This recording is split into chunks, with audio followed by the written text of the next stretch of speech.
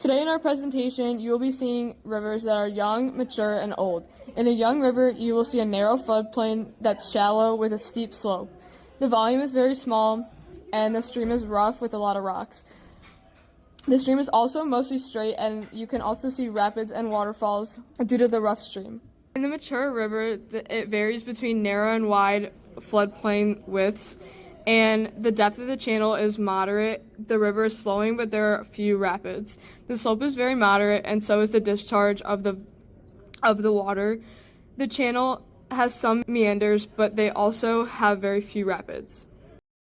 In an old river, you will see a very wide floodplain, and it will have a deep slope, and the channel at the bottom is smooth. The slope is gentle because the volume is very huge in our old rivers. The channel is smooth and the bottom is covered in mud and sand. The other features are that it has big meanders and there are many oxbow lakes. This is an example of a cut bank in our river. A cut bank is the outside of a river's meander, and they are steeper than the opposite-sided point bars and receive more erosion as faster moving water collides with the edge, which then creates a cliff.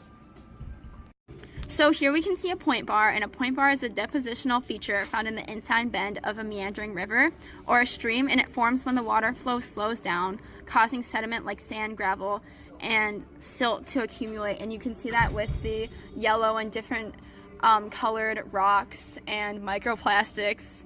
And rivers naturally develop bends or curves known as meanders due to variations in water flow and the landscape slope. So depending on the gradient, it'll be different.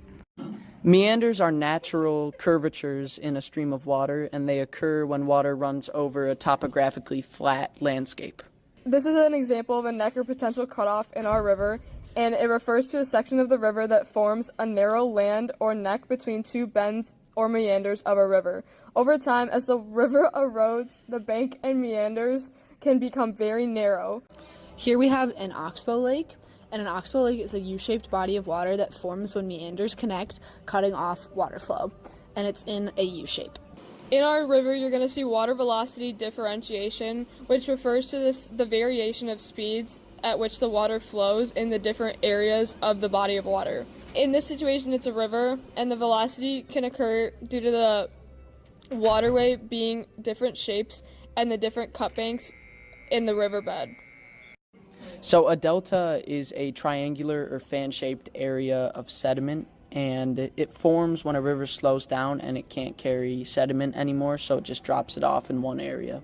Rapids are sections of a river that are characterized by fast-flowing, turbulent water, often with rocks and obstacles, and are formed by steep gradients, which is when a riverbed slopes downwards rapidly. The water accelerates, leading to the formation of rapids. Constrictions, which narrow the river of the channel, due to things like rocks or river banks, which force the water to flow faster and create the rapids, or obstacles like rocks, boulders, and other obstructions in the riverbed to disrupt the flow and cause turbulence. So this is a floodplain, and a floodplain is a flat, low-lying area adjacent to a river or stream that periodically floods when the water level rises above the channel's banks. And so it's formed by the deposition of sediments during repeated flooding events, and over time it may develop features such as meanders, oxbow lakes, and levees.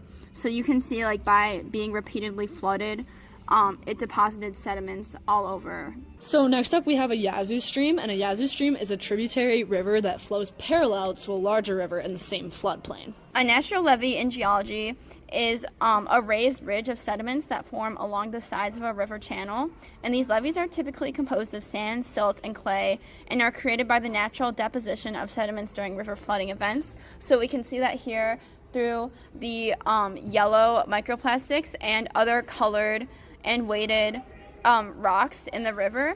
And with repeated flooding, these sediments accumulate along the river's edges and gradually building up to the natural levee over time. A cutoff refers to a natural process where a river creates a new, shorter channel path, bypassing a long loop in its course and leaving behind an isolated water body known as an oxbow lake. It's also a loop that shortens and strengthens the course of the stream.